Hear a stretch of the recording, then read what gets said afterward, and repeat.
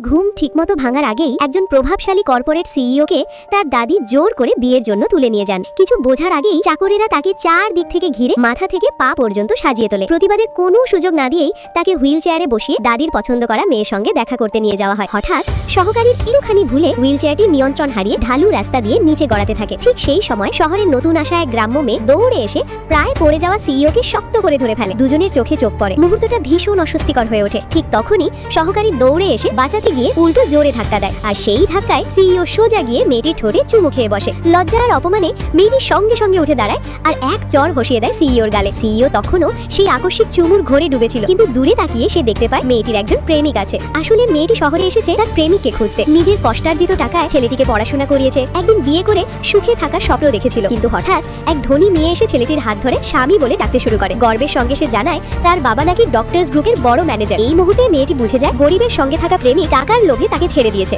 ভেঙে পড়া চোখে সে দাঁড়িয়ে থাকে আর সেই দুজন হাত ধরে চলে যায়। কিন্তু সে জানতো না যে ডক্টরস গ্রুপের কথা বলা হচ্ছে তার মালিক আসলে এই পা অচল সিইও নিজেই। ঠিক তখনই দাদির ঠিক করা পাত্রী এসে সিইও কে হুইল চেয়ারে দেখে 30 লাখ থেকে সোজা 50 লাখ দাবি করে বসে। সিইও আর এক মুহূর্তও না থেকে চুপচাপ ঘুরে চলে যায়। হঠাৎ থেমে সে সেই মেয়েটির দিকে এগিয়ে এসে বলে, একটু দাঁড়াও।